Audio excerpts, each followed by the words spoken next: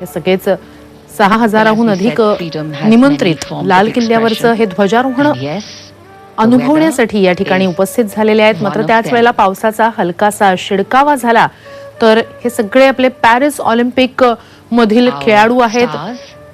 आज जवळपास 115 खेळाडू सुद्धा लाल किल्ल्यावरच्या या ध्वजारोहणाच्या सोहळ्यात सामील होणार आहेत। पंतप्रधानांचं आगमन झालेलं आहे।